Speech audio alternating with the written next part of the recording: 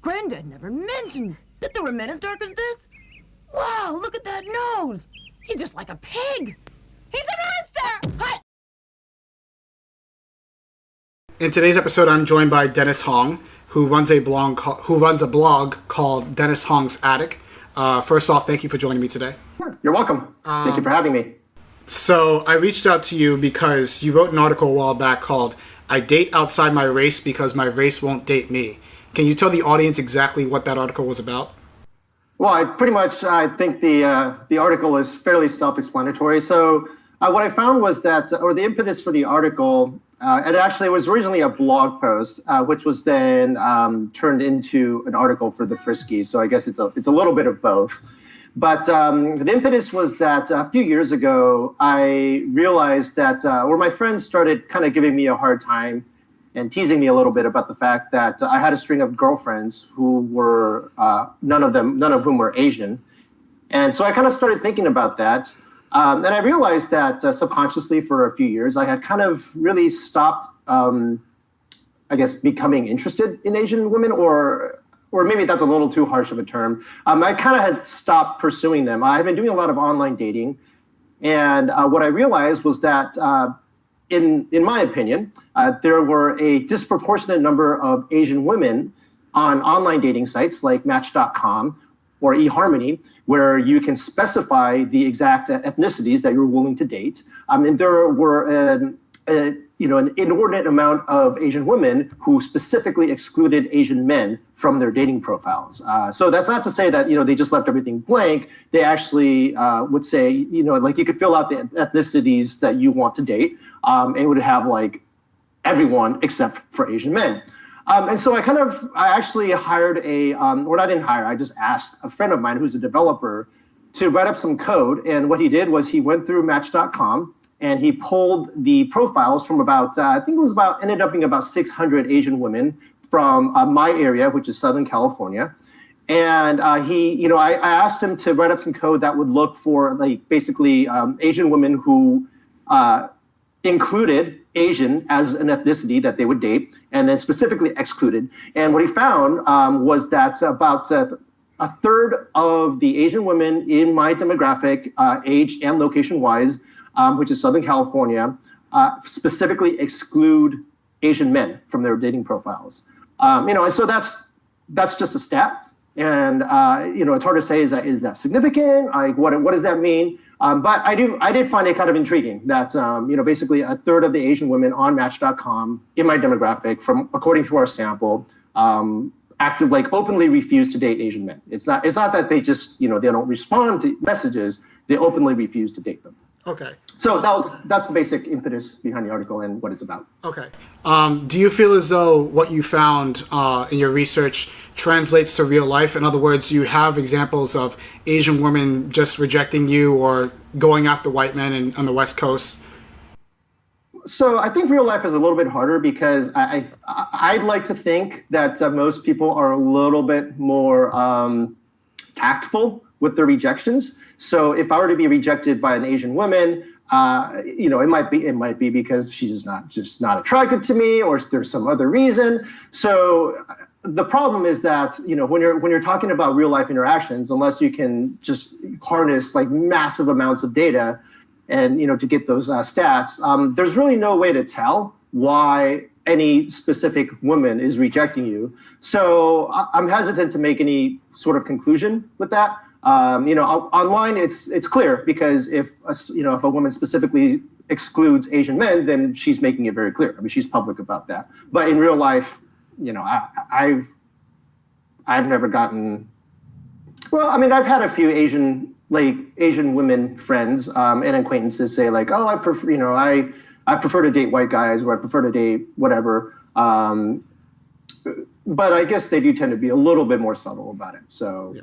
I can't say for sure. I guess the reason why I asked is because, I can relate to it, but to go so far as to figure out, the research, do some research and write an article to say I date outside my race because my race won't date me, it feels as though you may have had some experiences that made you believe, they're going for white guys, they're not going for me.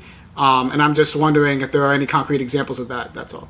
Well, the concrete examples would be online dating. So most of when I wrote this blog post, it was when I was doing a lot of online dating. Actually, I sort of I kind of went overboard a little with it because I had a lot of fun online dating, and so that would be the like online dating is still dating. You're still meeting people in real life. So no, this wasn't based on women that I met in a real life setting. It was based off of women that I met online or did not meet online, rather. Okay. I'm going to move on to another part of this issue, and it's about yellow fever. So give me like a little bit of time to prepare because it's going to be a long-winded question. Now, Asian women can be very critical about men, particularly white men who like Asian women because they feel as though these men are objectifying them, and it's called yellow fever. But I feel like a lot of these women who complain about it are actually the ones that like to date white men or are basically letting themselves being objectified. And I'll tell you what I mean. Julie Chen a couple years ago went on the talk and started discussing about how she had to get eye surgery to further advance her career because people were telling her she's Chinese, she can't make it as a journalist looking too Chinese. So she got eye surgery, but she's whining about how she had to be more white to be accepted. But she plays into that by marrying the CEO of CBS, Les Moonves. And now she's on Big Brother as a host of the talk, both CBS shows. I mean, don't tell me you didn't try to advance your career by dating a white guy, the CEO of CBS. You have Constance Wu, who went to the Women's March a couple weeks ago, preaching about how Asian women are objectified. She marches for them, all that, feminist stuff. And, we all know that Constance Wu was sharing photos of her white boyfriend about a year back. So my point is this. There are these Asian women who are barking about objectification and fetishization, which can be true to an extent, but do you feel there's a correlation between Asian women who are complaining about being objectified and playing into their own objectification by dating white men for power and status? Well, to be kind of honest, I feel like that's kind of a loaded question because there's really no way to make that direct connection. I mean, I agree that both of these phenomena do exist. That there are plenty of Asian women who are turned off by white men who have this so-called yellow fever, and I'm well familiar with the concept. And then there are also women who, from our perception anyway, what we can see is that they are marrying power. At the same time, though, I'm hesitant to pin that on race. I mean, I think that could be a matter of the white patriarchy or the patriarchy, right? Just like the male-dominated society. If these women, these female journalists who happen to be Asian, they're really ambitious and their ultimate goal is to succeed.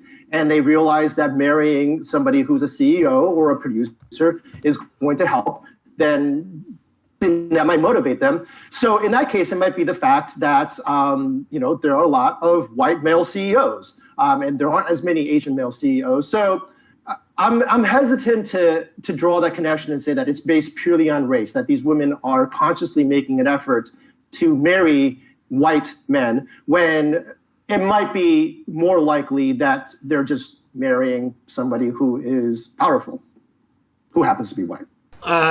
Rupert Murdoch, Mark Zuckerberg, there are a list of white men who are in power who have dated or married Asian women.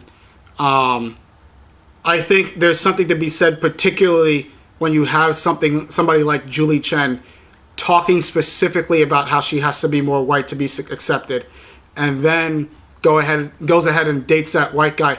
It's not even the fact that I'm not saying that you like that isn't an issue from Julie Chen's perspective. You just lose me when you play into that and it becomes like consistent, is what I'm saying. In Julie Chen's case individually, did she consciously make the choice to date Les Moonves?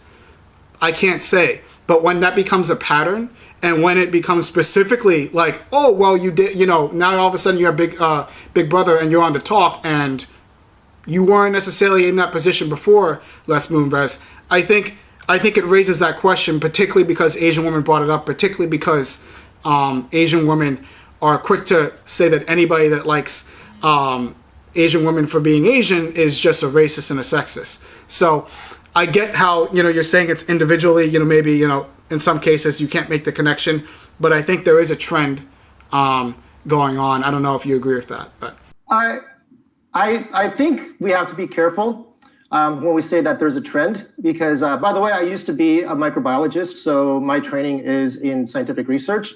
And the word trend suggests that it's something that's statistically significant. All right. And again, I get what you're saying. I get that there are a lot of examples, all the examples that you gave me, Zuckerberg, Murdoch, Julie Chen. Yes, these are Asian women who have married white men.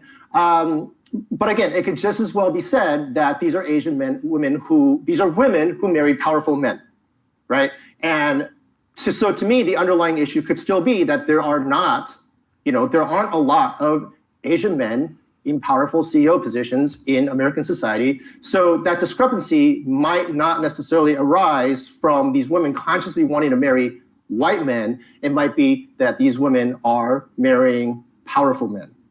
And so that's what I'm getting at here. Is I don't think we have the statistics. And you know what? There might be studies about that. I know we talked about. I kind of postponed this because I wanted to do some research on it. But to be perfectly honest, I haven't really had a chance to dive into the research on it. I think this is something that we'd have to look at. Look up sociological papers and see if there is any significant data on women specifically marrying up, so to speak, for power. And having said that, my rudimentary knowledge of the topic, what little reading I have done on it, suggests that there is, in fact, a phenomenon, and it's based on women wanting to marry for power. Okay, but again, there's a correlation there because white men tend to have the power. So is it that women are marrying for power, or are they looking to marry white men? And I think the way to figure that out would be to look at the stats of Asian women who marry quote unquote non-powerful white men and see if there's a discrepancy there. I think that would be the best way to tell, not look at the powerful men. Yeah, I agree. I think there needs to be more research done in terms of looking at the qualities that Asian women look for, and if they practice what they preach, is it is power, if it's white. But I've done some research myself. You have the OkCupid study, you have the Tinder study, you have various studies that I've seen that show that not only Asian women like white men, but they don't necessarily, in some cases, like to date Asian men. So I think we can't write off that. Which was the point. Yeah, I think that. Yeah, that's what I'm saying. I don't think we can write that off completely. That it has something to do with white people or white men, or what white men represent at the very least. Okay. Well, I think we got a little bit off topic here because what I originally what got us to this point was I was specifically referring to how you were saying that the Asian women who complain about yellow fever are also the ones who play into it. So that's specifically what I was referring to. Like I'm not going to dispute the fact that there is a discrepancy between interracial dating when it comes to Asian women versus Asian men. I mean, that was the exact point on my blog post. Yeah. Is that if you look at the statistics, and this is not just confined to online. Like if you look at the OkCupid study, it talks about the online stats, but there have been many. Actually, there was a study by the Pew Research Center, and what they found was that Asian American women, to be specific, are twice as likely to marry non-Asian than Asian men.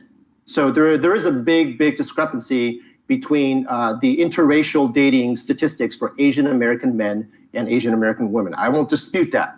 What we have to what we have to be a little bit more careful about is jumping to conclusions about what the reasons are. Right? It could be that white men see Asian women as more desirable than white women see Asian men. Like that could be another factor. So that's what I'm getting, is that there are a lot of specific factors that are probably at play. And I think we'd be wise to really analyze what all the factors might be. Okay. Even though I agree that what you said could be one of those factors. I mean, I'm not debating it. I'm just trying to say that there is something there. And going to your article, you had mentioned that one of the reasons that you thought that Asian women went to white men was for status. So, is that something you still agree with? Like, what makes you think that Asian women gravitate towards white men? Like, why do you think that's the case? So that is something that some studies have been done, and as I've as I've read more about it, I feel like it is nuanced. I still stand by that that is potentially one of the factors, and that is actually one of the things that when I wrote that article, there were a lot of Asian women who took issue with that, and a lot of them, like gave excuses on, well, I'm just not attracted to Asian men. Asian men are more traditional and they're dominant. They're not open-minded, which I think is a crock of shit. I think you can come up with a much better reason for not wanting to date Asian men, but whatever. I think that's something to talk about, right? Is like the excuses that women come up with to not date Asian men. But as far as the status thing, yeah, I mean, there have been studies that have been done on that. And it does, there is an indication that Asian women, a lot of them do marry up, so to speak, that they outmarry as a way to gain social status. Mm-hmm. So yes, I agree with you on that. Again, I just want to make clear that it's very, very likely not the only factor involved. I'm going to get away from the white part for a second and jump to, I guess, more men of color. Okay. So I did read an article on WNYC that was published a while back that said that an Indian man felt like he was struggling with Asian women because... sorry, can you say that again? An Indian man who was struggling with Asian women, and he said that he had been rejected by women because they said that they wouldn't date him or they wanted white men for status. Now, my point is that looking from somewhat the Indian and even the black and Hispanic man perspective, we're not even mentioning this conversation of Asian women and who they date because, in my opinion, Asian women have racialized success. So, like, we're on the bottom as black and Hispanic men, or sometimes Indian, more on the bottom of the racial hierarchy. So we aren't even considered to be relevant unless we have an absurd amount of education or an absurd amount of money that would equate to a white man, an average white man, or sometimes an Asian man. So we're talking about before, whether or not Asian gravitate to white men for status. Do you see Asian women gravitating towards black and Hispanic men? Why or why not? And do you agree with my conclusion about, racializing success? If we just want to look at the stats, I would say no. That if you want to look at the incidence of, I use the term outmarry. It seems like a very clinical term, but that is the actual term that these studies use. So I'll use outmarry. If you look at the incidences of outmarrying amongst Asian women, white men is by far the largest demographic. So so if you take Asian women and you look at whom when they outmarry, it is by far white men. Okay, so that statistic is there. And again, but the hard part is getting at the reasoning behind it, because I think it is a multitude of factors. I think it is, some of it might be status, but then if it is status, that status could be tied to the fact that white men tend to have more status in American society than other ethnicities. So, it's complicated, right? I agree that Asian men, Latino men, and not just Eastern Asian men, but all Asian men, so including Indians, that as far as the sexy stereotype that's prevalent in Western culture, that we're definitely on the bottom of the totem pole, that we're not seen as sexy, and we're not seen as sexually attractive. So I think that plays into it as well, and I think that's something that we should talk about. I think it's getting better now. We are seeing more and more Asian men in Hollywood who are seen as sex symbols. Like John Cho is one of them, and I think that's cool. I think that's a great way to start. Right? Is if the media portrays men of color in a sexy manner, in a manner where they're seen as sex symbols and seen as quote unquote manly, then that bodes well for everybody else. Mm-hmm. Going deeper about Asian men, do you see a lot of Asian men dating white women? Is that common in the West Coast? Or why or why not? I mean, it's hard to say, right? My wife is white, so I guess I'm one example of that. The only stat I'm going to point to is what I already mentioned before, is that the incidence of outmarrying amongst Asian women is twice that of Asian men. If I remember the exact percentages correctly, they might be updated for now because it might be a few years old. But I recall that it was something like 36% of Asian American women outmarry. That is, or they marry white. And about 17% of Asian American men outmarry. So it's still, a minority, right? Like most Asian American women still are going to marry Asian men or Asian American men. But that, if you look at that discrepancy, they're like 36% versus 17%. That is statistically significant. There are definitely more Asian women outmarrying than there are Asian men. Okay. So yes, to answer your question. Okay. A couple more questions. Now, you have two versions of your article that I found. Okay. And in one of them, you briefly mentioned that you don't think Asian women should be criticized for their dating preferences because nobody should be criticized. I think that there's some truth to that, but at the same time, like, you have the whole yellow fever argument where they get to criticize men who like Asian women, and at the same time, I've seen photos of Asian women just posting themselves with signs saying they like white men because of their penis size and they don't like Asian men because of their penis size. So, like, when you feel the need as an Asian woman to degrade other people for the sake of your own preference, and then you, in some cases, complain about the preferences of others, I think you open yourself up to that criticism. So, do you still stand behind the fact that Asian women, we shouldn't criticize Asian women for their dating preferences, we should just research it, or maybe we should criticize them more? What is your stance on that? I don't remember the exact wording that I used, but I don't recall that I ever said that we shouldn't criticize. I think what I said was, like, I'm not going to complain about it because there's nothing I can do about it, which is far different than saying, like, we as a society should not criticize or observe.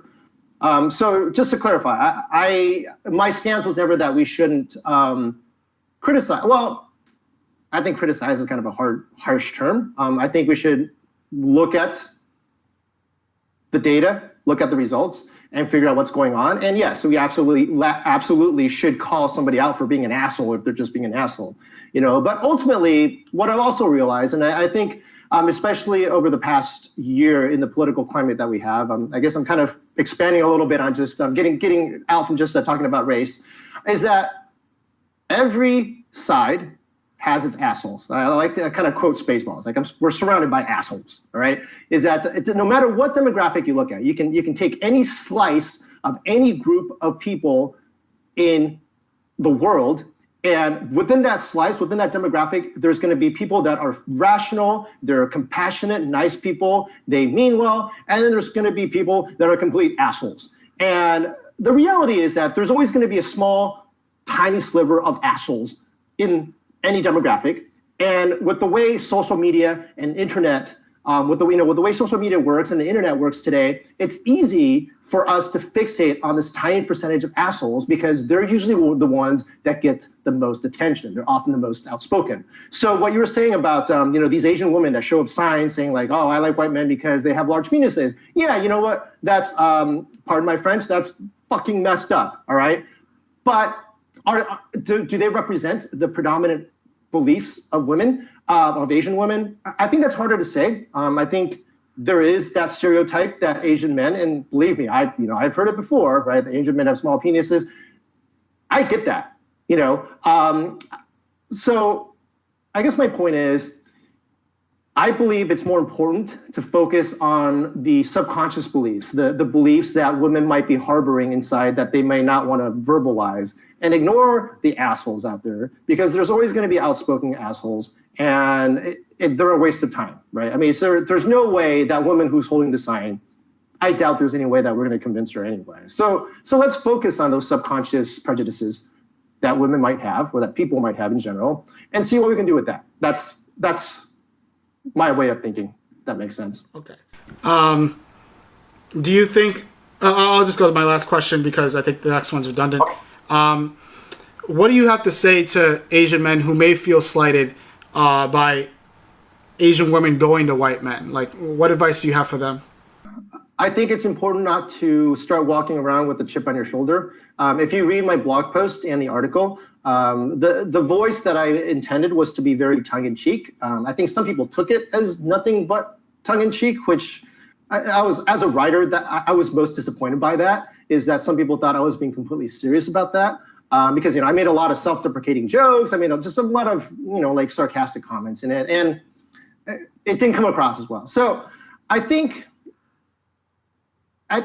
our by our I mean people like men of color. Our strategy has to be twofold. Okay, one is yes, we should be cognizant of these issues and do what we can behind the scenes to fix it. And we can even be very outspoken about it. But two, I think we have to not let it hold us back, right? Like if you start walking around, if I started walking around and I like lashed out at every Asian woman that I encounter, that's only going to be self-defeating, And I think for something like this, especially when it comes to like dating, because that's specifically what we're talking about, it's not just racism. I think the strategy is to or my strategy, which has worked for me, is just to always present my best, my most attractive self. If I meet an Asian woman, I don't necessarily try to hit on her, but I flirt with her, and I make myself as attractive and as sexy and as interesting of a person as I can.